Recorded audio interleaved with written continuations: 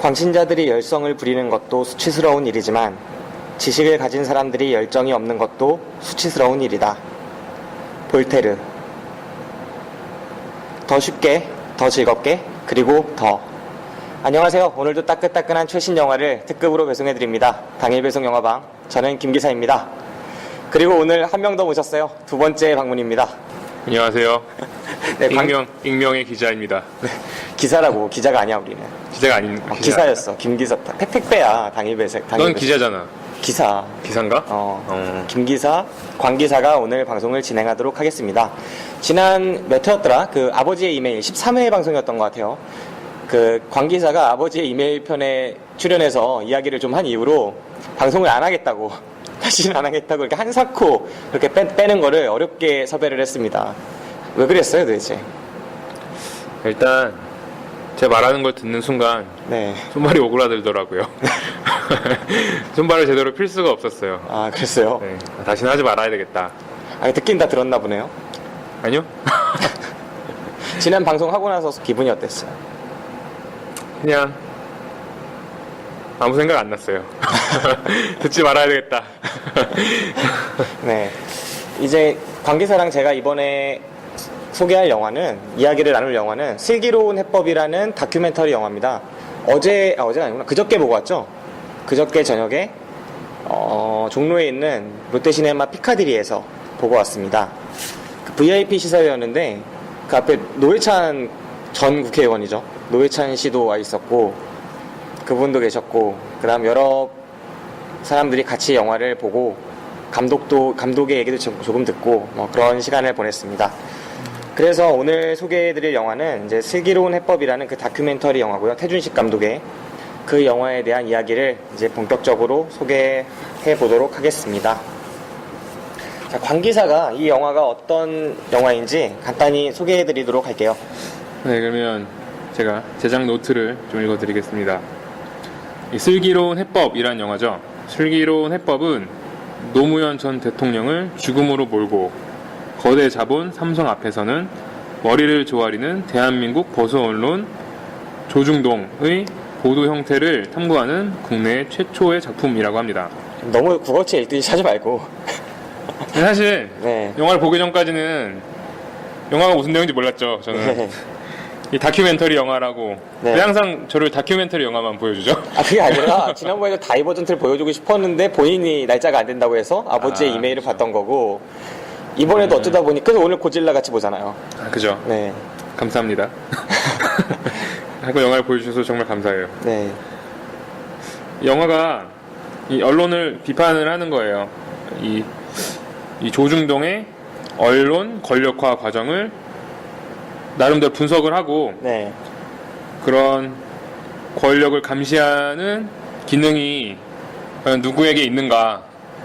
이 언론의 자유. 옛날에 그 펜은 총보다 강하다. 네. 뭐 그런 말이 있었죠. 그런 말을 비유로 하는데 이제는 좀 반대로 쓰이더라고요. 그렇죠. 예, 실제로 이제 총으로 사람을 죽이는 게 아니라 언론의 이제 펜으로 사람들에게 뭐 고통을 주고 있다. 너무 편파 보도를 하고 있다. 그게 어떤 거대한 자본에 힘입어서 그 권력을 계속 유지하고 있다. 뭐 이런 내용인 것 같아요. 그래서 마지막에는 과연 이걸 보는 시민들이 어떻게 대처를 해야 되는가, 이 슬기로운 해법을 얘기해 주려고 했던 영화인 것 같습니다. 네. 저는. 영화 속에서 그 진짜 펜은 총보다 강하다 이 말이 두 번 나오잖아요. 그죠. 중요하게. 그게 옛날에는 그러니까 주로 군부 독재 시절에 권력의 압제에 저항해서 혹은 그 일제강점기 시절에 그런 압제에 저항해서 펜으로서 어떻게 저항을 하면서 글을 써왔던 그런 언론들이 현재는 자신의 이득을 위해서 어떤 보도를 일삼고 있는지, 어떤 왜곡을 일삼고 있는지, 그래서 어떤 해악을 사회에 내보내고 있는지 그런 부분에 대해서 파헤친 다큐멘터리예요. 네. 이 영화 한 그 정도로 설명해 주시면은 괜찮은 것 같고요. 더 하실 말씀 있나요? 저요? 네, 이 영화가 어떤 영화였는지 일단 처음 간단히 말씀해 드릴 때. 일단 영화가 다큐멘터리 영화라서 네. 사실 뭐 이 영화가 이렇게 몇 장으로 나눠 있어요? 총 5장으로 나눠 네, 있어요? 5장으로 나눠져 그죠? 있었죠. 챕터별로 나눠져 있습니다. 그 챕터별로 주제를 좀씩 담고 있었는데 잘 모르겠어요. 그 5장의 챕터를 일단 네. 복원을 한번 해보죠, 지금. 그죠? 그러니까 좋을 것 같아요. 이 영화를 보시면은 처음에 오프닝이, 그러니까 다큐멘터리 영화입니다. 기본적으로 태준식 감독이라는 다큐멘터리 감독이 조중동의 그 언론 권력이 어떻게 기능을 하는지에 대해서 해부하고 그거의 해악을 고발하는 그런 다큐멘터리인데, 그 과정을 보면 처음 오프닝이 그거예요. 태풍이에요. 2012년 7월에 있었던 맞다. 태풍의 보도를 보여주죠. 그죠? 그래서 이제 MBC, SBS, KBS가 그런 거를 크게 대대적으로 보도하는 장면들이 나온 이후에 신문들도 그거를 보도를 했다, 이런 이야기가 나오면서 조선일보가 일면에 사진으로 크게 실은 2012년 7월의 태풍 보도를 보여줍니다. 하지만 그게 사실은 조작 보도였다고 나오죠. 그죠? 사실은 2009년도에 전에 있었던 태풍 보도 사진을 그대로 2012년 7월의 사진인 것처럼 속여가지고 일면에 그것도 실어버린 거예요. 그래서 그 속에서 정현주 전 KBS 사장이 이야기하는 내용이 나와요. 인터뷰 내용이. 이런 정도의 사건이, 이런 조작 보도가 다른 나라에서 있었으면 그 신문의 존폐와도 연결될 만큼 큰 사건이다. 근데 사실 이게 해결된 과정이 뒤에 나오는데, 조선일보에서는 되게 조그맣게 진짜 가로 뭐 5cm, 세로 몇 cm의 그 사과 보도, 정정 보도 하나를 내고서는 그냥 넘어가게 되었다, 이런 식으로 하면서 오프닝이 시작되죠. 그죠? 그러면서 이 언론들이 얼마나 일상적으로 왜곡 보도를 하고 그거에 대한 처벌이 이루어지지 않는지, 그리고 그 언론들이 정치적으로나 사회적으로까지도 왜곡 보도를 일삼는 실태까지 점점 더 파고드는 그런 방식의 영화입니다. 근데 이런 내용을 일단 살펴보기 앞서서 일단 이 영화의 구성을 먼저 이야기를 해야 될 것 같은데, 이 영화가 보통의 다큐멘터리를 보면은 그 지난번에 아버지의 이메일 같은 경우에도 형식적으로 중앙에 이제 나레이션 하는 인물이 있어요. 그 나레이션을 따라서 영화 전체가 다 쭉 따라가죠. 그러니까 한 명의 인물의 나레이션이 사실상 이 이야기의 구성이자 줄거리예요. 근데 이 영화를 보면은, 이번 영화를 보면은 그 나레이션이 물론 어느 정도 역할을 하고 있지만 아버지의 이메일 때보다도 주변 인물들의 인터뷰가 훨씬 더 중요하게 보여져요. 그러니까 나왔던 인물들이 뭐 주진우 시사인 기자, 그리고 정현주 전 KBS 사장, 뭐 그 다음에 뭐 미디어스 기자 한윤영 기자였나? 그리고 네. 뭐 프레시안의 편집장, 그죠? 뭐 이런 식으로 여러 명의 인물들이 나와요, 중간중간에. 그 김수현. 김수현이요? 네. 그 김수현 씨. 별그대에 나오는 김수현 씨? 아니요, 그거 말고. 옛날에 그 노무현 정권 때 그 부동산 정책 네네. 그분들 좀 비중 있게 나왔던 청와대 그 보좌관이었던. 네. 네, 그리고 이 영화 기획하신 분들도 나오고, 또 미디어 쪽 관련해서 일을 하시는 그 교수님들도 나오고, 그죠. 그다음에 고려대 로스쿨 교수이신 분도 나오고, 뭐 그런 식으로 여러 분이 나와서 우리 사회 어떻게 보면 지도층 인사죠. 그런 분들의 입을 빌려서, 나름 지식인이라고 할 수 있는 그런 분들의 입을 빌려서 우리나라의 언론이 현재 어떻게 잘못 가고 있는가를 그분들의 입을 통해서 약간의 권위를 빌려서 이야기를 하는 부분도 있어요. 그죠. 그러면서도 영화 자체가 가고자 하는 방향이 뚜렷하고 그 나레이션을 통해서 가는 그런 식의 고발 영화입니다. 다시 그 이야기로 돌아가면 첫 번째 네. 그 오프닝이 있었고, 그 다음 장면 생각나요? 그 처음에 태풍 보도 왜곡 사건 나온 이후에 나왔던 장면? 다음 장면이요? 네. 그 정현주 전 사장 인터뷰한 장면. 네. 다음 장면 말하는 거죠. 네. 그 다음에 있었던 이야기가 네. 코레일 보도가 나와요. 그죠.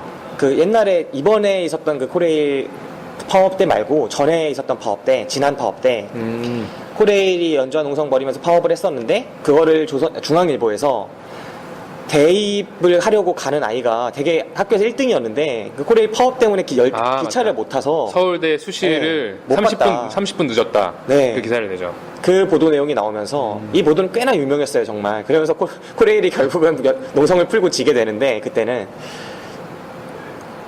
그 내용이 나오면서 중앙일보가 막 몰아붙였는데, 사실 알고 보니까 한참 후에 밝혀지는 사실은 그 아이가 수시를 보러 갈 때는 정상 운행을 했다는 거예요. 그죠.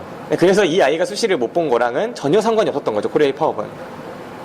그런데도 불구하고 이 중앙일보라는 언론에서 이렇게 일간지에서 이런 식으로 보도를 했고, 그게 사회적으로 진실로 믿어져 버리는 그런 시스템이 있고 분위기가 있고, 나중에 정정 보도를 거의 안 내다시피 아주 작게 또 내버리니까 사실상 이게 하나의 권력처럼 기능을 해버리는 거죠. 이런 모습들이 오프닝에서 비춰지면서 1장에서 묘사가 됩니다. 저는 네. 가끔 요즘에 드는 생각이에요. 한 2010년도인가? 네. 그 종편을 할 때가 그때쯤이었나요? 네, 미디어법 제정되고 그죠. 한참 그때였죠. 그때 나올 때 분위기가 이제 인터넷 매체가 많이 활성화되면서 네. 종이로 보는 신문을 사람들이 더 이상 보지 않는다 이런 얘기가 있었고, 제가 좀 의아했던 건 그런 조중동의 신문이 어떤 왜곡 보도를 하고 또 편파 보도를 하잖아요. 네. 만약에. 근데 그렇게 사람들이 조금 보는데 네. 이 영향력이 정말 대단한가? 좀 그런 게 많이 궁금하더라고요, 영화 보면서. 네. 왜냐면 실제로 구독률이 1%도 안 된다고 하더라고요. 네, 거의 옛날에 그죠. 0.6 몇 프로였는데 지금 0.2 몇 프로다 이런 네. 얘기가 나오잖아요. 저희 집에서 저희 할아버지밖에 안 보세요. 이 얘기를 잠깐 얘기해드리면 영화 네. 속에서 그 미디어 관련해서 일을 하시는 분이 일본의 어떤 포럼에 참가하신다고 그죠. 하잖아요. 근데 일본 사람들이 지금 일본의 그 신문들은 마이니치 뭐 이런 신문들은 정말 위기다. 아. 그런 얘기를 하면서 드디어 1%대가 깨졌다, 구독률이. 일본 사람들 중에 0.99%만이 이제는 신문을 읽는다. 이런 얘기를 하면서 위기라는 얘기를 하셨대요. 일본 신문은 망했다. 네, 그죠? 망했다. 그런 얘기를 하셨대요. 그러니까 이분이 그게 왜 위기인가? 라고 하면서 여기서 인터뷰를 하시는데 그죠. 한국은 벌써 십몇 년 전에 0.69%를 내려갔고 지금은 0.2 몇 프로다. 전체 조중동이고 한겨레고 경향이고 다 합쳐서 전 국민이 보는 비율이 그죠. 구독률이 0.2 몇 프로인데 그럼에도 불구하고 조중동 및 한겨레 경향이 다 그때 망한다 얘기가 있었지만 권력이 약해졌음에도 전혀 망할 이유는 없고 망할 것 같은 느낌은 없고 오히려 나름의 권력을 더 확고히 하고 있다. 그리고 그 이유를 또다시 추적하는 이유를 이제 다큐멘터리가 설득력 있게 또 보여주는데 네. 광 기사는 그 내용을 보면서 그래도 이 신문들이 영향력이 있나 하는 의문이 좀 있었어요. 그죠. 왜냐면 이게 저번에 네. 세월호 사건 때 네. 이제 문제가 됐던 부분이 네. 인터넷 매체들이 기사를 막 그러니까 클릭 수를 그러니까 그 뭐라고 하죠? 트래픽 수를 올리려고 네. 그 막 자극적인 자극적이고. 기사를 막 쓰잖아요. 네, 그랬죠. 근데 실제로 거기 물론 조선, 중화, 동화 뭐 그걸 포함해서 모든 다른 이제 매체들도 그런 거 올렸고 그래서 한 매체가 부각된 적이 없던 것 같아요. 이렇게 뭐 MBC라든가 SBS라든가 아니 뭐 어디였죠? 거기 막 그러니까 문제가 됐던 기사들이 있는데 이제 그런 건 이슈가 됐지만 뭐 특정 신문사의 기사가 네. 유별나게 이렇게 막 위에 올라오고 그랬던 건 없던 기억이 나요. 지금은 사실은 그렇게 조선 중앙, 동아가 물론 이렇게 그런 걸 좋아하는 분들은 보겠지만 지금 저희 세대라고 해야 되나요? 네. 지금 이제 젊은 세대들은 이제 더 이상 사실 안 찾아보게 되는 게 아닐까. 그래서 영향력이 많이 줄어든 게 아닐까라는 생각이 많이 들더라고요. 그 영화를 보면서도 계속 그런 의문이 들었다는 얘기죠? 그죠? 왜냐면 거기 나오시는 분들이 네. 일단 전반적으로 연령층이 다 높으세요. 네, 그렇죠. 그죠? 그러니까 과거에, 그러니까 만약에 정말 2000년대 초반까지 그런 언론의 어떤 편파 보도라든가 왜곡 보도가 엄청난 여파가 있을 수 있을 거라 생각했는데 요즘은 조금 덜 하지 않을까 그런 의문이 들더라고요. 왜냐면 저는 그런 쪽을 한 번도 생각해 본 적이 없었어요. 근데 그 1%도 안 되는데 네, 구독률이 0.2 몇 그죠. 프로라고 하는데 네. 저는 그 부분이 가장 의문이었어요. 그러니까 네. 영화를 이제 보다 보면은 사실 첫 번째 장에서는 조선일보, 중앙일보, 동아일보 뭐 이런 일부 영향력 있다고 하는 보수 일간지가 어떤 식으로 왜곡 보도를 일삼고 그것들이 어떻게 사안을 만들어 가는가에 대한 이야기였다면 두 번째, 세 번째 장으로 넘어가면서는 이렇게 지금 영향력이 점점 줄어간다고 보여지는 이 일간지들이 아직도 영향력을 갖고 있는 게 왜이고 또 어떤 영향력을 발휘하고 있는가에 대한 장이잖아요. 그죠. 사실 그 장을 보면은 이 0.2 몇 프로밖에 안 되는 일간지인데 그 중간에 그거 장면 기억나요? 삼성의 이건희 회장 밑에서 삼성경제연구소에서 그 인턴 했던 사람이 그 김영철 전 변호사. 그 아닌가요? 얘기가 아니라 네. 삼성의 그 일간지를 정리했던 사람, 스크랩했던 사람이라서 네네네. 이건희 회장이 26살에. 네, 이건희 회장이 그거를 계속 보는 그런 것들. 네. 그리고 사회 지도층 인사들이 그 특정 일간지만 계속 고집하면서 보고 그것만이 사실이라고 믿고 그러면서 거기서 왜곡 보도가 있거나 뭐거나 상관이 없이 그 내용을 받아들이고 또 다른 아웃풋을 또 내고 그러면서 그게 하나의 사회적인 담론이 형성되는 과정에 대해서도 나오거든요, 영화 속에서. 그죠. 저는 그 부분이 분명히 사회에 영향력이 있다고 생각을 했어요. 보면은 조중동이 다 0.2몇 %밖에 안 된다 이런 네. 얘기를 하죠. 하지만 사람들이 종이신문을 소비하지 않는 대신에 뉴스를 소비하지 않는 건 아니다. 종이신문은 소비하지 않지만 뉴스는 계속 소비한다는 장면도 나오잖아요. 그죠. 그런 말이 나오죠. 그 장면이 되게 의미하는 바가 크다고 생각하는데 사람들은 인터넷 매체를 통해서 보건 SNS를 통해서 또 어떤 뉴스를 접하건 혹은 TV를 통해서 아니면 뭐 지나가는 광고판을 통해서 보건 어떤 방식으로든 계속 뉴스를 소비를 해요.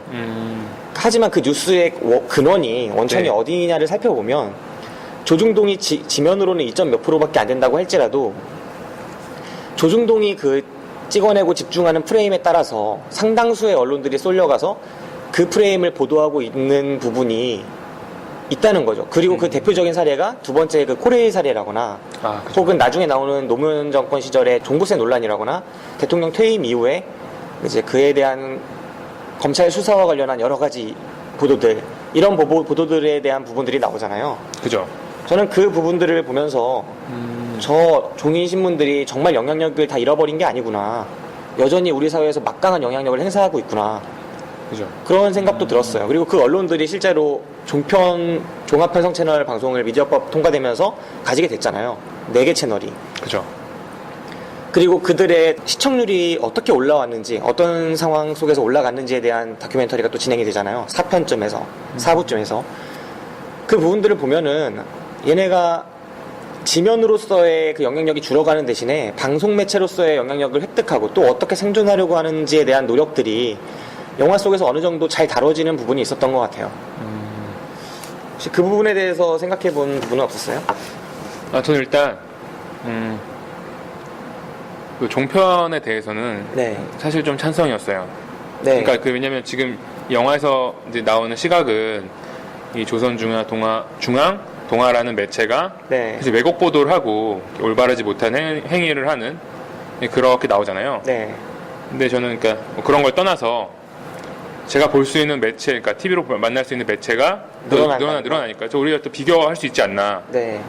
그러니까 뭐 사관도 그런 얘기가 있잖아요. 그러니까 사실은 있는데 네. 실제 우리가 보는 역사는 어떤 특정 역사가에 의한 사관이다라고. 네. 그러니까 주체적인 해석이 들어갈 수 있다고. 저처럼 똑같이 저는 기사라는 게 물론 사실을 왜곡하는 건 정말 안 된다고 생각하는데 그 사실에 대해서 이제 그 기사의 판단이 어느 정도 들어간다고 생각하거든요. 그래서 그런 매체들이 늘어났을 때 보도하는 곳이 많아지면 물론 그게 뭐 정보의 홍수 뭐 이렇게 해서 사람들이 혼란스러워할 수 있는데 뭐 이렇게 또 정보들을 좀 더 여러 시각에서 볼 수 있지 않나. 근데 그렇게 물론 좋은 점을 생각을 하려고 했는데 네. 영화에서 보면은 이제 그게 안 되게 되더라고요. 그러니까 지금 KBS라든가 네. 뭐 MBC, 뭐 중앙, 동아 모든 게 또 약간 한쪽으로 왜곡된 보도를 한다는 식으로 이제 내용이 나오는 거 보니까 영화에서 그려지는 거는 기존에 이제 있던 공중파 언론들이 있죠. 그죠. 영화 속에 KBS 정현주 사장이 나와서 이야기를 하는 부분은 네, 기존의 KBS는 노무현 대통령 전 대통령 시절에는 상당히 보도에 있어서의 그게 주어졌다. 그러면서 인터뷰에서 그게 나오잖아요. 노무현 대통령이 그랬다고 하잖아요. 정현주 사장한테. 내가 임기 동안 이 한 가지는 반드시 보장할 수 있다. 그죠. 검찰총장과 KBS 사장한테는 전화를 걸지 않겠다. 그리고 그 약속을 지키셨다. 이 부분이 되게 중요하게 나와요. 이 부분이 시사하는 바가 뭐냐면 공영방송이라고 할지라도 정권하고 독립되어서, 그러니까 국영방송이랑 공영방송이 다르잖아요. 그죠.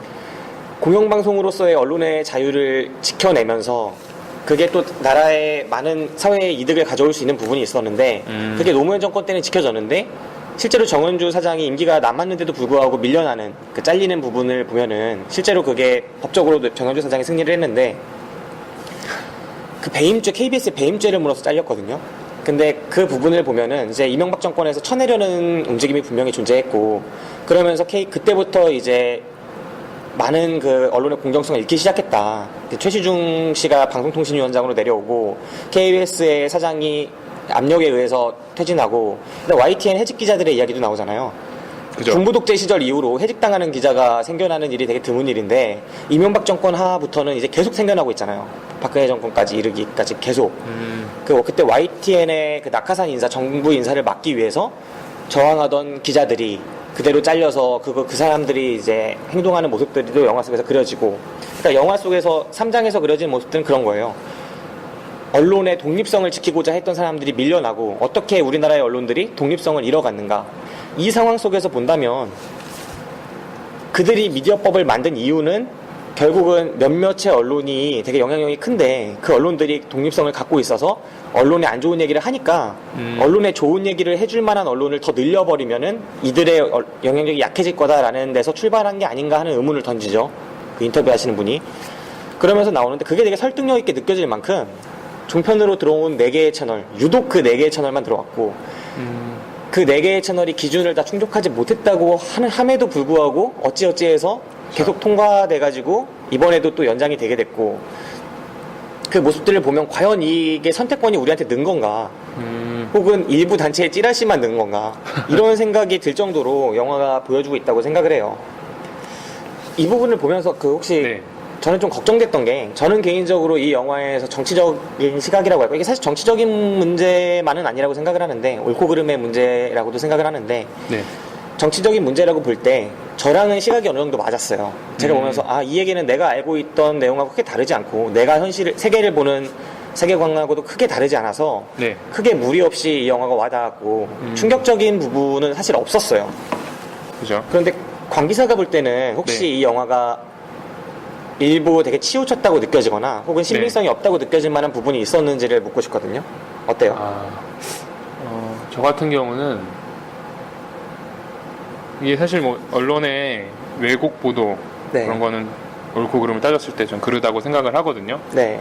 근데 지금 영화에서 말하는 건 네. 정부가 특정 인사를 내려보내서 정부가 그 언론을 장악하고 있다. 또 신문사들이 네. 결국 돈을 벌어야 되잖아요. 기업이잖아요. 네, 그렇죠. 그래서 돈을 벌기 위해 어쩔 수 없이 건설업체로부터 이제 광고를 받고 그 좋은 기사를 내보내야 되고, 또 그 대기업으로부터 광고를 못 받으면 사실 살아남기 힘든 구조가 됐잖아요. 80%라는 수익이 결국 광고 비용으로 들어오는데, 네. 그래서 어느 정도는 그런 특정 기업이라든가 정부 이쪽에 이렇게 좋은 말을 해주는 것도 좀 맞다고 생각을 하거든요. 정부나 혹은 네. 기업들의 입장을 대변하는 것도 있을 수 있다라고 생각을 한다는 네, 거죠. 그죠. 근데 단지 안 좋은 건 너무 왜곡된 보도를 하는 건 안 좋지 않나. 왜냐면 기사가 자기의 어떤 사실에 대해서 판단을 내릴 수는 있어도 네. 잘못된 사실을 언론에서 이렇게 공개하는 것 자체가 좀 잘못된 게 아닐까라는 생각을 했어요. 그래서 사실 왜냐면 정치적인 의도가 아예 없을 수는 없잖아요. 그 신문이라는 매체가. 중간에 나오죠. 어떤 언론도 중립적일 수 없다. 그죠. 그게 되게 중요한 멘트로 나오고. 예. 그래서 너무 저는 이게 너무 몰아가는 게 아닐까. 결국은 시민의 판단이 굉장히 중요해지긴 했는데. 네. 그러니까 누가 누굴 몰아간다는 거예요? 다큐멘터리에서 그들을 몰아가는 거예요? 그 신문들이 뭐 여론을 몰아간다는 거예요? 어떤 걸? 그죠. 그러니까 지금에 있는 정부가, 네. 지금에 있는 기업들이, 이거 어떻게 정리해야 될까요? 좀 난감하네요. 그 영화 속에서 지금 네. 말씀하시는 부분이 그 부분인 것 같아요. 그 중간 3장인가에 나오는 건데, 네. 종부세, 노무현 대통령 때 종부세를 어떻게 그죠. 반대를 해왔는지 조중동이 하는 모습들이 그려져요. 근데 그 내용이 그 노무현의 8.13 대책이나 8.31 대책이었나? 하여튼간 그 부동산 대책이 있었는데 노무현 정권에서 그때 조중동이 쏟아낸 언론 보도는 그 정책이 사실은 어떤 정책이었고, 그리고 이게 어떤 효과를 불러일으킬 수 있고 어떤 목적을 가지고 있으며 그래서 왜 이게 잘못된 것이다, 이거에 대한 보도가 아니었다는 거죠. 그죠. 여기 다큐멘터리 속에서 그려지는 내용들은 대부분의 우리나라 국민들이 집값에 민감할 수밖에 없는 그 재정 구조를 가지고 있죠. 그죠. 집이 재산의 상당 부분을 차지하고, 또 그 건설업계들이 언론에 미치는 영향력도 존재하고, 그 속에서 언론들이 그 건설업이나 이런 혹은 그 독자층을 위해서 이런 보도를 하면은 훨씬 그 자신들의 입지를 다질 수 있고 정치적으로도 유리한 상황을 만들어갈 수 있는 환경이 존재하고, 그 상황 속에서 거리낌 없이 왜곡된 보도를 쏟아냈고, 그 내용에 대한 이야기들이 그 청와대 보좌관과 그 관련 기사들에 대한 분석을 통해서 제시가 되죠. 그죠. 저는 이 과정이 사실은 되게 설득력이 있다고 생각을 했어요. 저는 이 영화 전체적으로 상당히 괜찮았던 부분이, 되게 가치 중립적인 그런 영화는 아니죠. 어떤 언론도 중립적일 수는 없는 것처럼 어떤 영화도 사실 정치적으로건 어떤 사회적으로건 중립적일 수 없다고 저는 생각을 해요. 그죠. 이 영화는 최대한 나레이션을 통해서 감독 개인의 본인의 이야기를 강하게 풀어가는 방식보다는 여러 저명한 인물들의 이야기를 통해서 다양한 관점을 제시하고 있는 건 사실이지만 그죠. 그럼에도 불구하고 하나 이 보여주기의 기법을 통해서 관객들에게 하나의 메시지를 전달하고 있어요. 조중동은 잘못됐다, 비틀렸다, 그죠. 틀렸다, 왜곡됐다. 얘네는 해악이다. 이 얘기를 하고 있는 거거든요. 되게 또 강렬하게. 그거의 근원은 삼성이다. 뭐 이런. 결국 이런 식으로 가다 얘기 보면은 나오죠. 삼성이 어떤 또 영향을 끼치고 있는지에 그죠. 대한 이야기도 나오죠. 그러니까 완전히 이거의 근원은 삼성이다라기보다는 또 삼성이라는 기업이 어떠한 폐해를 또 양산하고 있는지 언론과 관련해서 이 부분에 대해서도 이제 중요하게 다루는 부분이 이제 마지막 장인데 거의 저는 이 영화가 가진 가장 큰 미덕이 그러니까 실제 기사들하고 여러 가지 통계 자료를 제시하면서 비교적으로 그냥 객관성과 사실성을 찾으려는 노력을 계속하고 있다는 점이라고 생각을 해요. 균형점을 찾으려는. 네. 그러니까 왜곡된 보도를 일삼고 있는 언론에 대해서 걔네가 잘못됐다라고 말하는 다큐멘터리 방식이 수도 없이 많을 거라고 저는 생각을 해요. 개인적으로 떠오르는 방식도 여러 가지가 있는데 근데 이 영화의 경우에는 정말 객관적이고 날카롭고 균형 잡힌 시각으로만 그들의 잘못을 고발하는 그런 입장에서 영화를 만들고 있어요. 그러니까 통계 자료가 상당히 많이 나오거든요. 통계 자료만 나올 뿐 아니라 실제 기사들이 영화 속에서 계속 등장하면서 그 기사들이 어떻게 쓰여졌고 당시에 어떻게 조사가 됐고 다 스크랩된 기사들을 통해서 계속 보여주는 거예요. 그러면서 이들이 어떻게 잘못을 해왔는지에 대해서 해부를 하고 고발하는 그런 모습을 보여주죠. 그리고 그게 저 개인에게 있어서는 되게 충격적이거나 놀랍게 다가오는 게 아니라 다 알고 있었던 내용 정도의 선에서 그치면서 그냥 되게 그냥 분한 느낌이 오히려 들 만큼 그렇게 치우친 영화는 아니라는 생각이 들었어요. 이 부분에 대해서 어떻게 생각해요, 관계사는? 이 영화 약간 중립성을 잃었다고 느껴지는 부분이 있었어요. 다큐멘터리에 있어서는 좀 중요한 부분인데 특정 부분을 고발하고 네. 특정한 세력을 잘못됐다고 말하는 그런 다큐멘터리에 있어서는 중립성과 균형 감각이 되게 중요하죠. 네. 근데 그 부분에 대해서 어떻게 생각해요, 이 영화를? 일단은 저는 이 영화가 전해주는 메시지는 좀 네. 확실하다고 생각했어요. 네. 그냥 우리나라 언론은 망했다. 네, 침체되고 있다. 저기서 뭐 어떻게 할 것인가 우리가 이걸 계속 전달하려는 느낌이 들었었거든요. 네. 당연히 한쪽으로 치우쳤다고 생각할 수밖에 없었죠. 저는. 그러니까 네. 사실을 전달하는 데 있어서 그러니까 그죠. 내가 어떤 말을 하고 싶다는 당연히 있을 수밖에 없는 거고 네. 이걸 떠나서 내가 어떤 말을 전달하는 데 있어서 일종의 감정에 호소한다거나 네. 혹은 왜곡된 보도를 전달한다거나 왜곡된 사실을 전달한다거나 그런 부분이 있었냐는 거죠. 그러니까 얘가 정치적으로 하고 있는 말을 자체 좌우에 어느 쪽에 속하거나 이런 건 상관이 없어요. 제가 볼 때. 네. 자유가 있는 나라고 대신에 이 말을 전달하는 방식이 중요하다는 거죠. 그렇죠. 어떻게 생각해요? 그 부분에 대해서? 갑자기 어렵네요. 근데 저는 그냥 굉장히 평범했다고 생각했거든요. 영화 자체가. 네. 그러니까 영화 구성 자체가 아까 말했듯이 처음 왜곡 보도가 나오면서 지금 언론에 처음에 언론에 그런 왜곡 보도가 당연시하게 등장하고 거기에 대한 사과가 거기에 대한 책임이 뒤따르지 않는다는 게 네. 정말 많이 나오고 근데 물론 좀 아쉬운 부분은 그러니까 아까 말했듯이 그렇게 좀 좋은 부분도 있을 것 같긴 하거든요. 만약에 정부의 통제를 받는다든가 어떤 특정 기업한테 돈을 받으면서 더 좋은 정보를 생산할 수 있잖아요. 만약에 더 돈이 많아지면. 이게 더 친밀한 집단이거나 자본을 통해서 더 그렇죠. 몸집을 키웠을 경우에 더 좋은 보도를 내놓을 수 있는 여건이 만들어질 수 있다. 이게 좀 이게 제가 말하는 게 어떻게 보면 편파적인 건데. 아니, 괜찮아요, 괜찮아요. 네, 그 정부 같은 경우는 만약에 제가 생각했던 건 뭐냐면 영화가 뭐 잘못됐다는 게 아니라 정말 네. 김기사 말씀처럼 정말 객관성을 유지하고 있는 것 같아요. 근데 영화를 보면서 그 사건들에 대해서 좀 생각을 다시 한번 해보게 되더라고요. 가령 그 노무현 전 대통령 얘기가 나올 때 네. 언론과 싸우겠다 뭐 이런 식으로 나오잖아요. 네. 자기는 이제 이 언론이 정의로워지면 네. 세상이 뭐 더 좋아질 거다. 근데 오히려 그렇게 싸우기보다는 그냥 끌어들였으면 더 좋지 않았을까. 그러니까 그 노무현 대통령이 언론을 같이 포용해가지고 나갔으면 네. 더 좋은 개혁을 할 수 있지 않았을까? 혹은 더 좋은 정치를 할 수 있지 않았을까? 네. 아까 말했듯이 사실 신문 언론도 기업이잖아요. 네. 돈을 먹고 사는 건데 다 돈 벌려고 하는 거잖아요. 물론 거기에 투철한 기자 정신이 있겠지만, 근데 거기서 어떻게 더 정의로워지냐 이런 거죠. 아, 조중동이 어떻게 더 정의로워지냐 그 얘기를 하는 거예요? 자기가 돈을 벌어야 되는데 그냥 돈을 포기하고 정의를 자기가 1%도 안 되는 구독률인데 지금. 그러니까 저는 그건 좀 현실적으로 불가능하다고 생각했어요. 차라리 이게 나은 것 같아요. 정부가 어느 정도 통제가 가능하고, 그래서 국민들이 정부를 신뢰할 수 있는 정보를 뽑아내는 거. 그러니까 그때 그 부동산세 같은 경우도 그때 말이 그 영화에 보면 그 김수현 전 어떤 교수님이죠. 그 네네. 숭실대였나 어떤 기억은 잘 안 나는데 그 교수님께서 그런 말을 하셨잖아요. 부동산 대책, 부동산법이 뭐 좋은 정책일 수밖에 없었던 이유가 실제로 세금을 많이 거두려는 사람은 뭐 서울 시민의 3%밖에 안 된다. 네.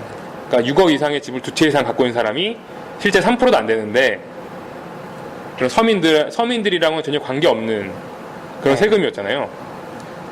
근데 그 3%를 위해서 지금 언론이 이렇게 움직인 거잖아요. 어떻게 보면은 적을 돕기 때문이지 않을까. 3%밖에 안 됐으면 솔직히 정부에서 어느 정도 컨트롤할 수 있지 않았을까라는 생각을 했었어요. 만약에 그 언론을 자기의 팔 안으로 어떤 정치적으로 잘 했으면 네, 오히려 그게 더 올바른 선택이 아니었을까. 왜곡 보도 자체는 정말 잘못됐다고 항상 생각을 하는데, 그렇다고 해서 그냥 먹고 사는데 그렇게 완전 깨끗할 수는 없잖아요. 한쪽을 치우치지 않을 수는 없잖아요. 왜냐면 언론 자체가 이제 중립일 수 없잖아요. 아까 그 말했듯이. 네. 그래서 저는 그런 생각이 좀 들었어요. 그러니까 오히려 좀 더 유연하게 대처를 하는 방법이 낫지 않았을까. 좀 결과론적이긴 한데. 아무튼 그 영화 속에서 그려지는 모습은 노무현 대통령은 언론과의 전쟁을 선포했고 결국 패해서 죽었다는 식으로 나와요. 그죠. 그 모습이 그려지죠. 네. 되게 안타깝게 그려져요, 그 부분이. 그 다음에 이명박 대통령은 어떻게 언론을 길들였고 함께 공조를 냈는지가 또 나오죠. 그죠. 그리고 결코 이명박 대통령하고 언론이 비슷한 입장에 서 있긴 했어도 같은 편이 아니었고, 어떻게 서로의 이해관계를 같이 갖고 가면서 함께 목적을 이뤄냈는가, 그 부분이 나오죠. 미디어법을 그죠. 통과시켜주는 대신에 무엇을 얻고 막 이런 부분들이 잘 그려져요. 어떤 뛰는 놈이 방식으로 나는 놈이 갔는지. 있다고 하죠.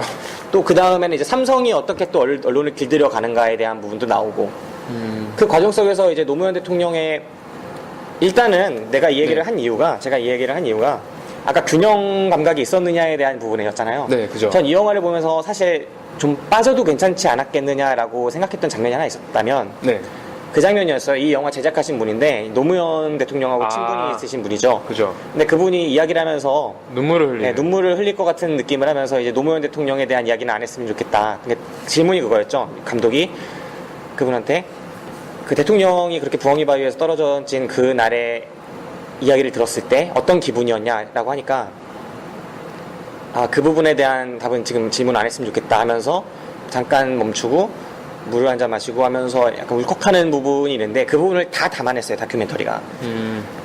저는 개인적으로 좀 노무현 대통령이 살아계실 당시에도 지지했고 네. 지금도 좋아하는데, 이 영화적으로 볼 때 이 다큐멘터리에서 그 부분은 연출적인 목적을 이뤄내는 데 있어서 좀 방해가 되는 부분이 아니었나.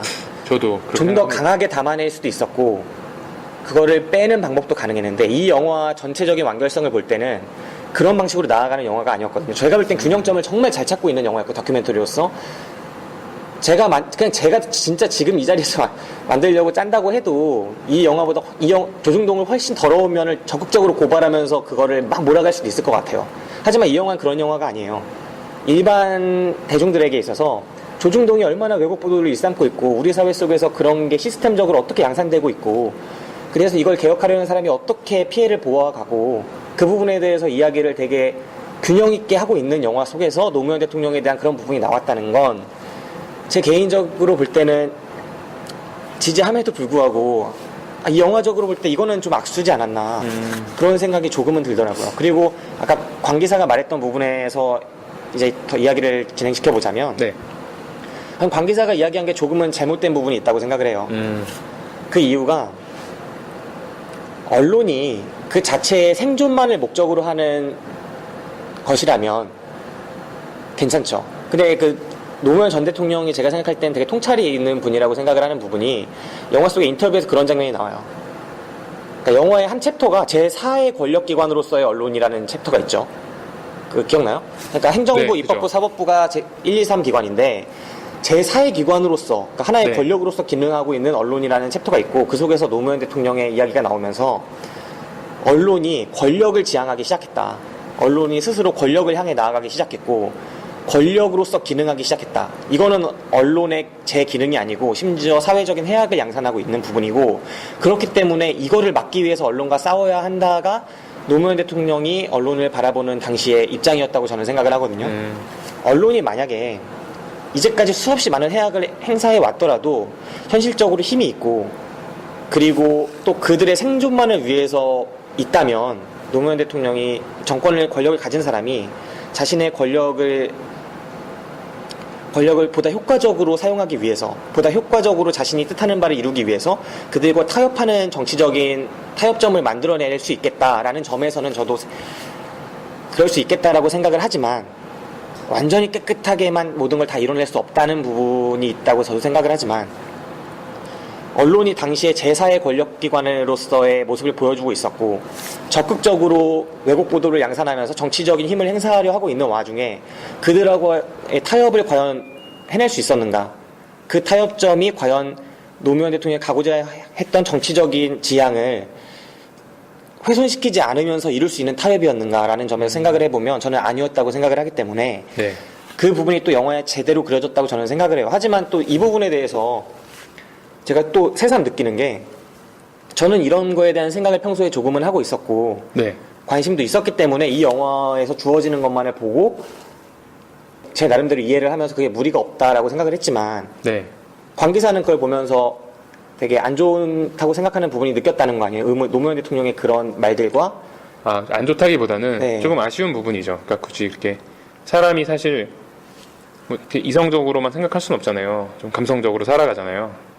근데 어떻게 보면은 적이 된다는 건 감정적으로도 서로 그러니까 그 그죠? 부분에서요. 그 네. 부분에서 네. 그러니까 저도 역시 그렇게 생각하는 거에 이점은 알지만 계속한 네. 얘기가 그럼에도 불구하고 이걸 싸워야만 하는 무언가가 존재했다는 것을 영화가 제 생각에는 잘 보여주고 있다고 생각을 했는데 네. 그 부분이 지금 돌아보니까 부족했다는 거죠. 그 부분이 조금 더 잘 연출이 되고 이야기가 됐다면 저는 왜 그렇게 생각했냐면 네. 그 영화에 보면은 아까 제작 노트도 읽을 때 네. 그런 얘기가 나왔는데 결국 꼭그 언론이 노무현을 죽였다. 네네. 그러니까 그런 게 아예 대놓고 얘기를 하잖아요. 네, 대놓고 얘기가 나오죠. 네. 그리고 그 3장이었나요? 4장이었나요? 그때 노무현 전 대통령 얘기가 나올 때 정현주 예, KBS 전사장? 예, 눈물 막 사람들 흘리고 그거는 그냥 현장에서 네. 그 노무현 대통령 추모제 같은 거 네. 할 때 흘리던 장면 같은데. 예. 그죠? 이제 그 얘기 나오면서 언론이 이게 얘기하는 게 그냥 단순히 언론을 적으로 돌리면 네. 적으로 돌리면 뭐 집을 패가 망신시키겠다라는 사설이 나오고 네. 정말 사람을 그러니까 완전 사람을 죽인 게 정말 언론이다. 근데 저는 사실 잘 모르거든요. 네. 왜냐면 평소에 정치적인 생각이 그렇게 없었기 때문에 그러니까 뭐 한쪽이 옳다 그러다가 말하는 게 아니라 제가 과연 여기 나와 있는 그 내용만 보고 과연 저게 옳다고 얘기할 수 있을까라는 생각이 의문이 좀 들었거든요. 기존에 그 기반이 네. 없었기 때문에. 네, 기반이 없었기 때문에 그 영화에서 얘기하는 게 그럼 네 잘못이네. 내 잘못인가요? 아니, 아무튼, 저는 네. 일반적인 사람의 시선일 수도 있죠. 네, 제가. 그렇게 생각해요. 네. 네. 그래서 영화가 얘기하는 게 결국 언론이 사람 죽였다. 네. 언론이 대통령을 죽였다. 언론 참 나쁘다. 이걸 얘기하려는 장면인 것 같았어요. 또 근데 3장에서 4장이 계속 그 내용으로 가죠. 네. 그래서 이게 정말 내가 이것만 보고 이 언론 때문에 전 대통령이 돌아가셨나.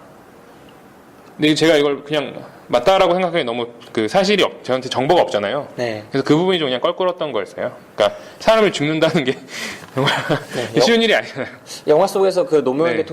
전 대통령이 죽음으로 이제 몰려가는 그 부분, 네. 그 부분을 어떻게 다뤄지냐면 그 당시 상황을 제 생각에는 어느 정도 잘 다뤘다고 생각을 해요. 그러니까 노무현 전 대통령의 측근에 대한 수사들이 이제 정치적으로 혹은 경제적으로 도와줬던 박연차 씨라거나 뭐 이렇게 하는 검찰 수사가 진행되는 과정에서 검찰이 약간 흘리고 정보를 그죠. 그러면은 이제 언론 조중동을 포함한 그런 언론들이 그거를 부풀려서 막 사실이 아닌 거를 막 받아쓰고 나중에 검찰한테 다시 물어보면은 검찰은 그런 부분으로 이제 수사를 진행할 생각이다. 이런 식으로 답을 하고. 근데 이미 언론에 의해서 재판이 막 이루어져서 대다수의 국민들은 그러니까 그 앞에 다뤄진 1, 2장에서 다뤄진 게 언론이 이렇게 만들어버리면 국민들은 믿는다라는 걸 보여줬던 거잖아요. 그죠. 그러니까 여기서는 이제 어떻게 노무현 대통령이 죽음으로 몰려갔는가에 대한 부분이 한 장에서 나오면서 언론들은 실제로 그 앞에서 했던 것처럼 똑같은 방식으로 몰아갔고 거기에 타겟이 된 노무현 전 대통령은 몰려갔고 그래서 죽음으로 몰려갔다. 계속 이런 식으로 했는데 그 당시에 사설들이 거의 사설이라고 볼 수 없는 내용들이 정말 많아요. 아까 그 폐가망신을 포함해서 김대중 그 주필이 썼던 막 이런데 뭐 어쩌면 노 씨와 그의 사람들이 지금 당하고 있는 거는 그 노 씨 등이 너무 까불었기 때문인지도 모른다. 그러니까 막 대놓고 노 씨라 그러고 이런 게 어떻게 그 주요 일간지라고 한 나라의 주요 일간지라고 흔히 불려지는 그런 신문의 주필에 의해서 대문짝만하게 이렇게 실려버릴 수 있는지 이런 부분들까지도 보여지면서 영화 속에서 또 이런 부분들이 사실이 아니었던 부분들에 대한 정정 보도들이 얼마나 조그맣게 이루어지고 국민들은 얼마나 그걸 사실처럼 믿어지는지에 대한 과정이 설득력 있게 그려지고 그리고 막 그런 장면도 하다못해 이런 장면까지 나오잖아요. 그 전두환 대통령부터 해서 이 신문들이 어떻게 그 사람들을 불러왔는지 그러니까 전두환 전 대통령의 이름을 대통령을 불러줘야 되나? 하여튼 그 사람의 이름을 일간지에 싣지 않았었죠. 비율이 98%의 찬양 기사와 2%의 중립 기사 그리고 98%의 이렇게 막 존칭과 막 그런 것들로 표현이 됐다고 나오죠. 그죠. 그 다음 대통령들에 대해서 나오는데 유독 노무현 전 대통령에 대해서는 노무현 이렇게 나오는 그러니까 실명 거론하고 대통령 임기 동안 그리고 임기 이후에 노씨 이런 표현들을 그렇게 상습적으로 써버리는 그런 언론들의 통계 자료를 또 보여주고 그게 사실 통계가 틀리지 않았다면 그 통계 자체가 인용한 통계가 틀렸다면 이건 상당한 문제겠죠. 근데 그거가 일단 아니라는 입장에서 볼 수밖에 없잖아요. 그죠. 그리고 저는 제 개인적으로도 그런 기사를 많이 봐왔기 때문에 아니라고 생각을 하고 그 입장에서 보자면 정말 이 영화가 말하고자 하는 바가 사실은 우리 국민 모두가 알아야 하는 부분이 아닌가. 이거를 모른 채로 이거를 그때 관심이 없었거나 혹은 이들의 이야기를 그대로 믿었던 사람들은 사실은 잘못을 하고 있었던 게 아닌가. 누군가의 죽음에 있어서 혹은 어떤 우리나라의 이념적인 혹은 정치적인 성장에 있어서 사회적인 성장에 있어서 그래서 노무현 대통령이 특히 언론에 대해서 얼마나 관심을 갖고 있었는가. 나중에 정현주 전 KBS 사장한테 같이 한번 언론 개혁에 대한 시민운동을 같이 하자고 제안을 했었는데 정현주 사장이 막 고소고발 건으로 이제 막 바빠지면서 못하게 됐다 이런 문제들도 다뤄지면서 우리는 한 명의 시민운동가를 잃었다라는 장면도 나오고 저는 그 얘기가 되게 설득력 있게 다가왔어요. 이 영화 보면서 또 혹시 느낀 점이나 뭐 다른 이야기 할 거리 있으셨어요? 언론사 나쁜 것 같네요. 그러니까 특히 지금 이 시국이잖아요. 네. 그죠. 일단 노무현 전 대통령에 대한 그 수많은 그 실제 재임 기간 동안에서 쏟아진 악의적 보도라거나 물러난 이후에 쏟아진 그런 기사들에 대한 부분부터 시작을 해서 또 해직 기자들에 대한 부분들 그리고 해직 기자들이 그 이야기가 나오잖아요. 해직 기자들이 막 걷잖아요. 그죠. 국토대장정 비슷하게 하면서 그 사람들이 들리는 곳에 대해서 기억해요? 그때 나오는 장소들이 그 쌍용 노조랑 네, 쌍용 노조를 들리고 강정마을 제주도 네. 그다음 밀양의 그 송전탑 사태 있는 네. 밀양 실제로 우리 주류 언론들에 의해서 소외되고 있죠. 사실은 가장 주목받아야 되는 우리들의 이야기이기도 한데 그죠. 정말 소외되고 있는 그러니까 언론이 이들의 의견에 따르자면 굳이 이렇게 표현을 하자면 이들의 의견에 따르자면 우리 주류 언론들이 왜곡되어서 사실 비춰야 되는 부분은 비추지 못하고 있고 그 부분들을 해직된 기자들이 발 걸어서 직접 찾아가고 제 발로 찾아가는 모습들이 그려지면서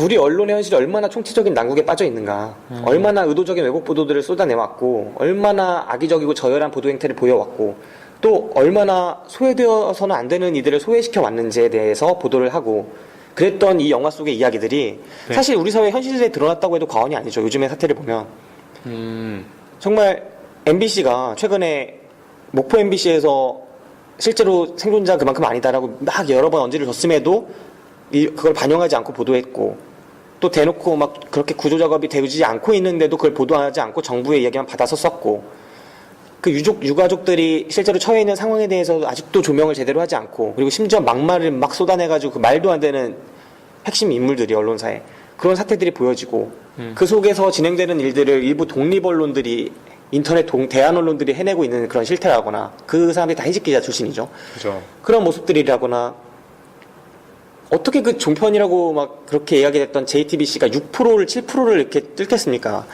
맨날 20%를 안정적으로 1년 내내 뚫었던 그 KBS가 어떻게 10%를 간당간당하게 그 일주일도 안 되는 기간 동안 그렇게 떨어지고 MBC의 시청률이 그렇게 떨어지고 이 모습 자체들이 막 보여지는 모습들.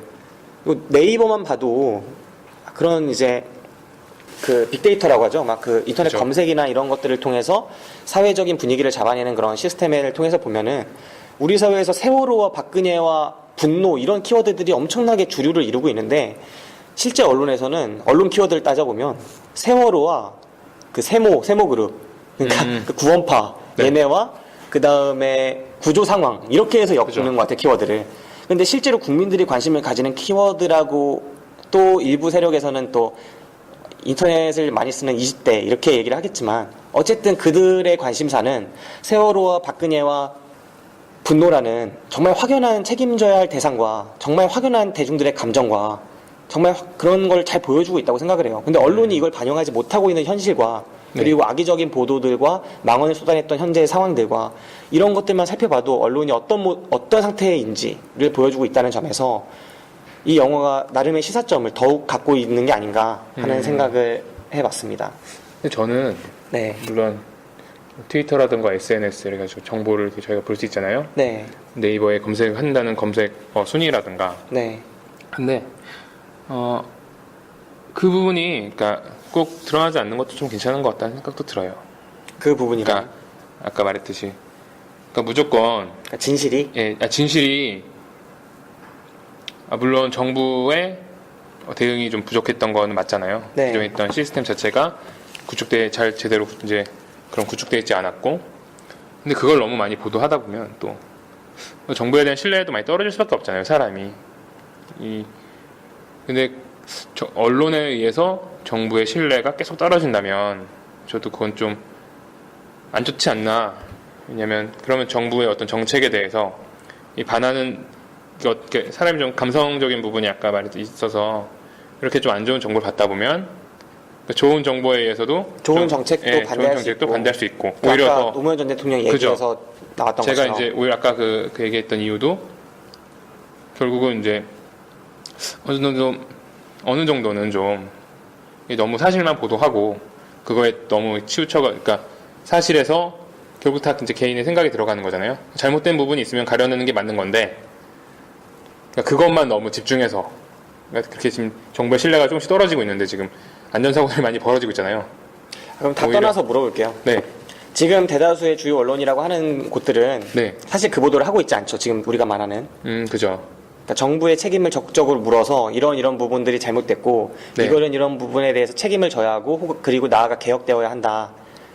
지금 가장 많이 나타나는 게 그 관피아라고 불리는 그 관료 조직과 또 정부의 대처에 대한 문제들과 그죠. 그 속에 있는 수많은 비리들에 대한 문제들과 그래서 구조가 이루어지지 않은 이 부분에 대한 것들이 가장 핵심이라고 한다면 그러니까 제기되어야 하는 핵심이라고 한다면 지금 관계사는 이 부분이 너무 부각되다 보면은 정부에 대한 신뢰성을 잃게 될 수도 있고 그래서 너무 그렇게 되는 것도 안 좋지 않나라는 얘기를 하고 있는 건데 네. 그럼 지금의 현재 보도 실태가 그러니까 어떻다고 생각해요? 지금 이걸 안 하고 있잖아요, 전형적으로. 전 사실 잘 모르겠어요. 난 그런 왜냐면- 것 같아. 네가 너무 네. 개념 없이 말하는 것 같아, 지금. 근데 그럴 수 있잖아요. 사실 언론이 음. 김 기사 같은 경우는 네. 특정 그러니까 언론인으로서 어떤 소명 같은 거 그런 게 마음속에 좀 있는 것 같아요. 언론인이라면 이렇게 해야 된다. 근데 저는 좀 그런 생각 없잖아요. 오히려 이제 네. 언론도 충분히 그런 기업 안에 속해 있는 네. 사람들 이제 모임되고 그 조선일보랑 한겨레 이제 구독할 때 영화에 이제 그런 얘기 나오잖아요. 조선일보를 구독하면 자전거도 주나요? 네. 뭐 5만 원 바로 입금해준다. 5만 원 입금해주고 12개월 1년치인데 네. 10개월을 무료로 주잖아요. 네. 그럼 2개월은 5만 원을 받고 조금 돈 내고 보는 뭐 그런 건가 봐요. 네, 그런 개념이라고 네. 나오죠. 한겨레는 그냥 뭐 2달만 공짜로 보여주고 또 10개월은 그래도 돈 내고 보고. 네. 근데 돈이 그게 얼마나 되겠어요. 그런데도 그러니까 그렇게 자기가 돈을 주면서 보여주는 거잖아요. 근데 조선일보의, 그러니까 조중동의 그런 구독으로 받는 20%라고 하는데 수익이. 네. 20% 중에서 다 나가는 거 아니에요, 사실은. 그렇죠. 그죠? 100% 중에 20%가 네. 그런 사람들의 구독에 의해서 돈이 들어오고. 근데 저도 그게 어떻게 보면은 아까 말했듯이 좀 언론인의 물론 자유도 중요하지만 자유가 아니라 언론인으로서의 진실을 전하는 그런 사명감도 중요하지만 사명감도 중요하지만 결국 그런 집단들이 생겨난 게 결국 다 먹고 살려고 생겨난 게 아닌가. 그러니까 어느 정도 나쁜 부분이 이렇게 존재한다라고 생각을 해요. 근데 그 부분이 그러니까 저는 그래서 좀 헷갈리는 게 그거예요. 그럼 도대체 거기서 말하는 건 이제 제4의 언론, 그러니까 사회 권력이라고 불리는 언론을 시민들에 의해서 통제가 돼야 된다라고 나누는데 과연 이걸 어떻게 통제해야 되냐? 우리가 돈을 줘야 되냐? 언론에 정의로운 보도를 하라고 우리가 돈을 매일 입금할 수도 없고 네. 맨 조선일보 보면 10달은 공짜로 보여주고 2달만 보면 되는데 또 5만 원 주잖아요. 그럼 자기 공짜로 하는데 그럼 도대체 시민이 도대체 거기서 어떻게 해야 되나? 사실 좀 그게 의아했어요. 그러니까 뭐 싸우라는 건가? 사실 영화 가장 네. 답답한 부분이 그거예요. 제목은 슬기로운 해법인데 네. 해법이 안 나와요. 그리고 내가 생각해도 해법을 내릴 수가 없었을 거라고 생각을 하고 봤지만 실제로 해법을 전혀 내리지 않았고 그리고 이 영화를 보고 나서도 해법이 나오지 않죠.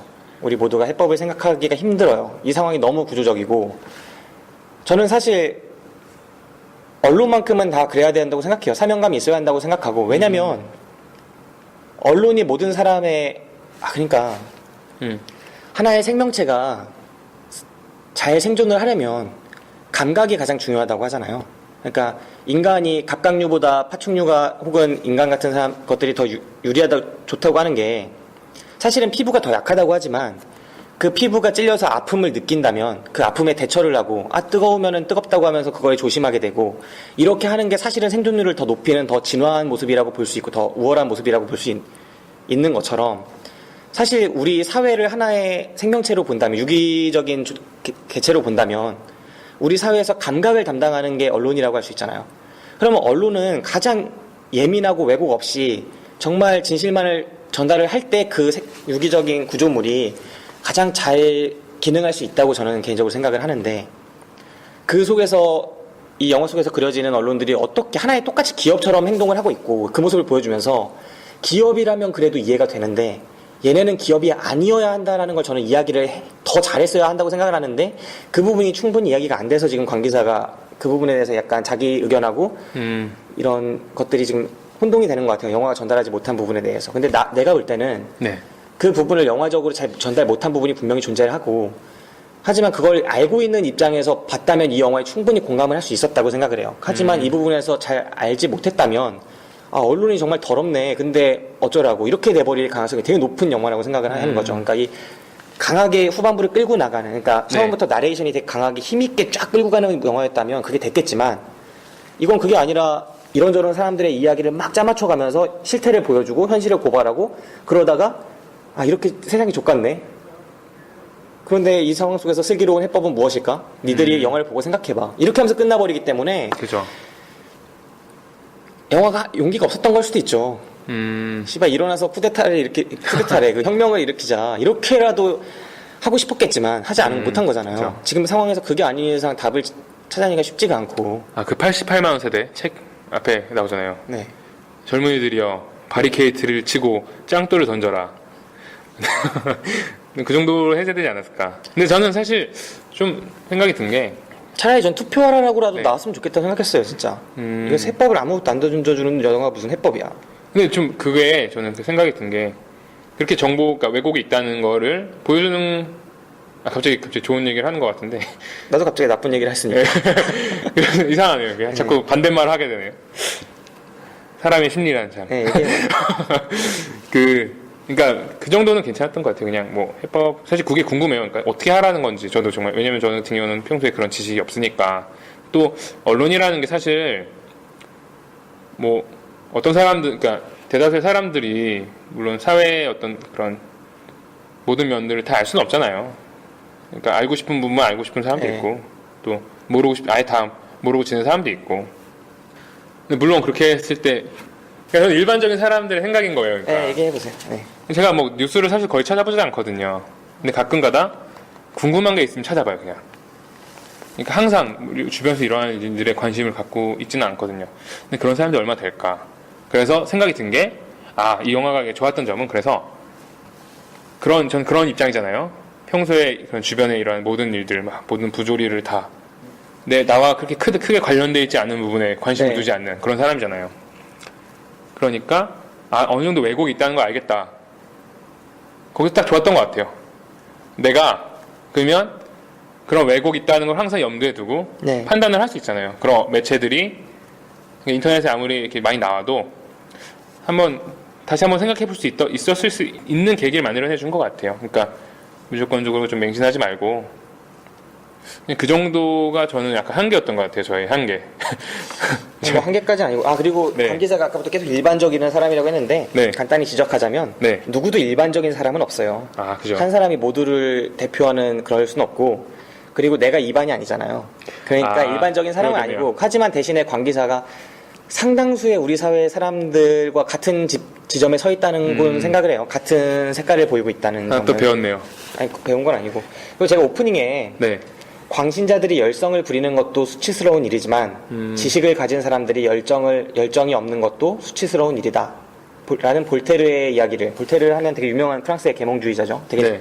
제가 좋아하는 사상가이기도 한데 이 사람의 이야기를 전해드린 것도 사실 영화 속에 이 대사가 나와요. 볼테르의 이 말이. 근데 저는 이게 되게 맞는 말이라고 생각해요. 그러니까 우리 사회에 정말 많은 사람들이 사실 정치적인 염증 혹은 무기력감에 빠져 있어요. 아무리 노력해도 바뀌지 않고 내가 어떻게 해서 되는 것도 아니고 너무나 조직적인 부패가 혹은 이런 것들이 자행되고 있거나 아니면 그게 있다고 해도 나는 내 삶에 너무 바빠서 너무 지쳐서 그런 모습들을 보이는 사람들이 너무나 많고 또 알지 못하는 사람도 또 상당수가 있죠. 아까 그 영화 속에 3%에게만 그런 건데 그 97%인 사람들이 그 3%보다 더 적극적으로 이 정책에 반대하고 이런 모습들이 일부에 의해서 선동된다는 것처럼 보여지기도 하고 그런 것처럼 알지 못하면서 자신도 모르는 사이에 사회적인 해악을 끼쳐서 그 해악이 심지어 자기한테 돌아서 오게끔 만드는 사람들도 존재를 하는 것 같아요. 정말 많은 이들이 존재하는데 그 속에서 가장 문제가 되는 것은 알면서 행동하지 않거나 알면서 동참하는 사람들이라고 저는 개인적으로 생각을 해요. 그러니까 지식을 가진 사람들이 열정이 없는 것.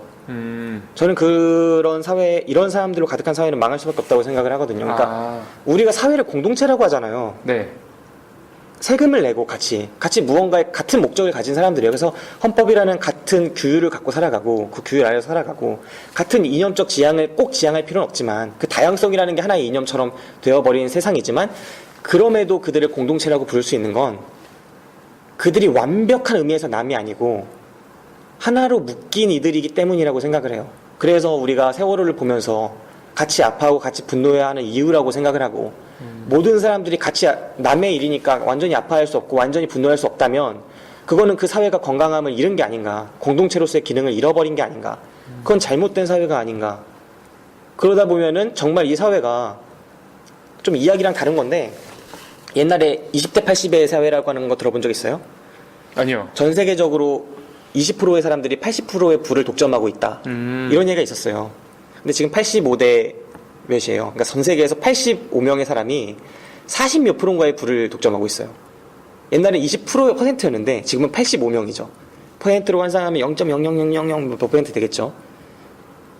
근데 과연 전 세계의 사람들이 그 이야기를 듣고서는 우리 사회의 부가 과연 그런 방식으로 편성돼도 되는 걸까? 라고 했을 때 동의할 거라고 생각하지 않아요.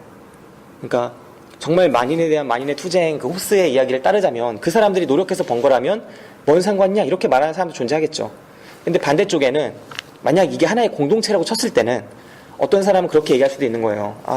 니네가 그렇게 다 가져서 이쪽에선 굶어 죽고 있는데 이거는 정말 잘못된 거다. 니네 거 내놔라. 이렇게 하는 게 오히려 더 정의로운 일일 수도 있는 거죠. 그렇게 넓은 세상을 떠나서 우리 사회만 보더라도 제가 봤을 땐 급격하게 어떤 우리가 지키고자 했던 규칙들이 깨나가고 있는 거라고 보여지는 부분들이 있어요. 그리고 헌법에서 명시하고 있는 부분들도 깨어지고 있는 부분들이 있는 것 같아요. 과연 우리 사회의 이건희와 서울역 앞에 있는 노숙자 한 명을 데려다 놓고 이 두 사람이 평등하냐라고 했을 때 정말 평등하다고 할 사람 우리 사회에 없을 것 같아요. 근데 그 두 사람이 평등해야만 하는 지점도 있다고 저는 생각을 해요. 모든 점에서 평등할 수 없지만 그 두 사람이 그럼에도 평등해야만 하는 부분도 있다고 생각을 하는데 그 부분조차도 안 지켜지고 있는 부분이 있다고 또 생각해요. 그리고 그렇게 사회를 만들어가고 있는 것에 있어서 사회적인 공감 능력이 잃어버리고 있는 부분이라거나 또 사회적으로 이렇게 분노하지 않고 혹은 공감하지 않고 또 열정적으로 아는 것을 실천하지 않는 지식인들이 늘어나고 있는 부분이 그런 사회를 만들어가는데 기여하고 있다고 생각을 하기 때문에 되게 졸라 갑자기 연설하네. 이러면 안 되는데. 아무튼 그렇기 때문에 뭔가 잘못했다고 생각을 합니다. 그래서 이 영화가 나름의 의의가 있었다고 조금이라도 지식인이 아니었던 사람에게 지식인임을 일깨워주고 지식인이었던 사람에게 약간의 감각을 일깨워주고 그런 부분이 있지 않나라고 생각을 해요. 자, 그럼 이제 이 영화 본격적으로 네. 들어가죠. 이 영화에 대해서 본격적으로. 추천, 부추천이 우리는 항상 본격이기 때문에 저는 또 그리고 볼말 셋 중에 볼말. 하나를 정하시면 됩니다. 저는 네, 볼말이요? 보든지 말든지. 저는 이걸 볼말? 볼말 네. 보든지 말든지. 네. 그 이유가 뭔가요? 왜냐면 사실 이런 주제에 대해서는 한 번쯤 생각은 해봤던 것 같아요. 그러니까 네. 제가 아까 말했듯이 그러니까 저 정도의 결론을 내릴 정도면 네. 영화를 보지 않고도 일반적으로 한번 그러니까 너무 한쪽으로 광신도들이 아니라면 네, 본인 생각해봤다고요? 만약 본인이? 다시 한번 생각해봤죠. 네. 그러니까 대신 항상 왜곡은 있을 거라는 생각은 했었죠. 그러니까 왜냐면 다 알잖아요. 뭘 알아? 네 그런 지금 거 말하는 거 보니까 하나도 모르는데. 그런 거 알잖아요. 다 알 건 아니까. 네. 그래요? 네. 볼말. 저도 원래 볼말 하려고 그랬는데 네. 네가 볼말 하니까 난 추천해야겠다. 너 보라고. 너 같은 인간들이 보기 위해서 이 영화가 있어야 된다고 생각을 하는데 사실은 근데 제가 이 영화를 볼말을 처음에 하려고 했던 가장 큰 이유는 네. 너 같은 인간들이 보면은 이 영화가 그렇게 좋게 안 느껴지게 만들어 놨어요. 내가 볼 때는. 오히려 나 같은 인간들이 봐야 이 영화를 더 잘 이해할 수 있게끔 만들어진 부분이 있는 것 같아요. 조금 미흡했던 부분이 있었고 조금 이런 부분은 이렇게 만들었으면 어땠을까 하는 부분들이 있고 이런 부분은 조금 빠지고 이런 부분이 좀 들어갔으면 어땠을까 하는 부분들이 있어서 오히려 나 같은 사람들이 보면은 사실 충격적이지 않고 관계사 같은 사람들이 보면은 저 충격적이지 않았어요? 그렇게 설득력이 있지 않게끔 혹은 의심이 가게끔 만들어 놨어요. 제가 볼 때는. 그러니까 그죠. 왜냐면 저는 그럴 수밖에 없었던 것 같아요. 지식이 좀 부족하잖아요. 근데 제가 생각하기엔 반대여야 되거든요. 그러니까 저 같은 사람이 봤을 때 정말 화나게 만들고 분노하게 만들어야 되고 관계자 같은 사람이 봤을 때 정말 알게 만들어야 돼요. 오, 이거 뭐야, 막 이렇게 만들어야 돼요. 근데 그 힘이 좀 약했다고 생각을 해서 저는 볼말을 줄래다가 네가 볼말을 하니까 나는 이거를 너 같은 인간들이 보게 하기 위해서 추천을 한 명이라도 보겠죠. 내가 추천을 하면 이런 의의에서. 하지만 상당수의 사람은 저랑 같다는 거. 아니 뭐 그렇게 전 장담해서는 안 된다고 생각을 하고 그런가요? 저는 김 기사의 추천 영화로 이 영화를 하기로 했습니다. 그래서 저의 추천사를 여기서 이제 간단하게 말씀을 드리자면 짐작하는 것과 아는 것은 다르다. 듣는 것과 보는 것도 다르다. 우리는 짐작하는 것이 아니라 알아야만 하고 듣는 것을 넘어서 목격해야만 한다. 어렴풋이 짐작하고 어깨 너머로 들어서는 우리 앞에 놓여진 저들의 거대한 위선과 야만적 폭력을 무릎 꿇릴 수 없기에 우리는 이 다큐멘터리를 보아야만 한다. 라고 하면서 추천을 하겠습니다. 이 대목은 이제 제가 기사 오늘 써야 되거든요. 기고에 대해서 그 첫 문장으로 쓴 건데 원래 볼말을 줄래다가 이 문장을 그냥 써보고 싶어서? 추천사로 혹시 이거 써보고 싶어서? 네, 추천사로 한번 해보도록 하겠습니다. 네, 어제 딱 생각한 말이에요. 짐작하는 것과 아는 건 다르고 듣는 것과 보는 것도 다른 것 같아요. 상당수의 많은 사람들이 짐작하고 들은 것만으로 세상을 보는 것 같은데 사실은 알고 보고 알아야죠. 보고 알고 느끼고 행동해야죠. 그렇죠. 짐작하고 듣고 막 이런 것만으로는 안 돼서 그런 사람들은 일어날 생각이 일어나지 않으니까. 어쨌든 여러분 오늘 투표합시다. 네.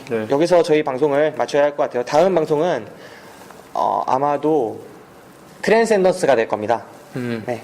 이번 방송이 고질라 이후에 나오는 방송이 될 거고요. 그러니까 고질라가 아마 19회 방송 그리고 20회 방송으로 이 방송이 나갈 거고 21회 방송으로 트랜센던스가 방송이 될 겁니다. 많은 관심 부탁드립니다. 그럼 여기서 광기사와 저의 방송을 마치도록 하겠습니다. 마지막으로 끝내기 마지막으로 광기사가 이번 방송에 대한 이제 한번 총평 혹은 느낌 한번 해보세요. 출연에 네. 대한 느낌. 정말 이렇게 나와서 영광이고 다음에 다큐멘터리 영화 말고 스파이더맨 같은 영화 또 같이 해봤으면 좋겠습니다. 네, 그렇습니다. 네, 그렇습니다. 관계사 오늘 출연해줘서 매우 감사하고요. 아, 하나 더. 네네. 물론 이 영화가 네. 전 좋았어요. 좋았는데 영화를 보고 광신도가 되지 않았으면 좋겠습니다. 광신도가 되지 않았으면, 네, 네, 어떤 의미에서 광신도라고 얘기하죠? 조중동에 빠지는 광신도처럼 네, 반대로 네, 또 왜냐면 아까 김 기사님이 말씀하셨듯이 영화를 보고 그냥 무조건적으로 행동해야 되겠다. 그러니까 저처럼 아무런 지식도 없는 사람이 네, 그냥 갑자기 그 영화만 보고 한쪽에 빠질 수 있잖아요. 그러니까 생각 자체가 치우치는 것보다는 좀 중립적으로 다시 생각해봤으면 좀 더 슬기로운 해법이 나오지 않을까라는 생각이 듭니다. 저도 비슷하게 생각해요. 저도 네, 특히 그런 사람을 되게 많이 만나봤어요, 개인적으로. 네, 많이 좋지 않더라고요. 그런 점에서 네. 스스로한테 계속 자문을 하고 내가 생각하는 것이 옳은가. 네, 맞아요. 결국 그 자기 정화 능력이 가장 핵심인 것 같아요. 결국은 사회도 사회 정화 능력이 핵심인 것처럼 자기 개인도 개인의 정화 네. 능력이 핵심인데 그걸 잃어버리면 정말 우리도 모르는 사이에 괴물이 될 수도 있다고 생각을 하기 때문에 정말 자기 스스로에게 계속 내가 생각하고 내가 행동하고 내가 하고 있는 것들이 맞는가에 대해서 의문을 가졌으면 좋겠습니다. 그 스님, 그 유명한 스님이 얘기했잖아요. 스님 뭐 법정 스님, 법륜 스님, 아니요. 부처. 부처를 스님이라고 표현하는 사람은 네가 아니죠. 처음이에요. 아, 죄송합니다. 얘기해보세요. 네. 저는 무교라서 네. 잘 몰라요. 그런 말이 있더라고요. 스승이 네. 말한다고 해서 따르지 말아라. 네. 자신이 그걸 이해했을 때 그 말을 따라라. 이런 말이 있더라고요. 저는 이 말이 딱 어울리는 말인 것 같아서. 다시 아무튼 생각했을 때. 네. 네. 그렇습니다. 여러분, 폴 발레리의 이야기를 인용하면서 마칠까 합니다. 갑자기 생각났어. 니도 병원 하니까. 허세만 많아서. 생각하는 대로 살지 않으면 사는 대로 생각하게 된다라는 폴 발레리라는 사람의 유명한 말이 있어요. 한 번쯤 내가 어떻게 살아가야 하는지에 대해서 한번 생각을 해보고 뭐 그런 시간을 가지고 그대로 한번 살아보셨으면 합니다. 네, 여기서 방송을 마치도록 하겠습니다. 저희는 고질라를 보러 떠나도록 하겠습니다. 감사합니다.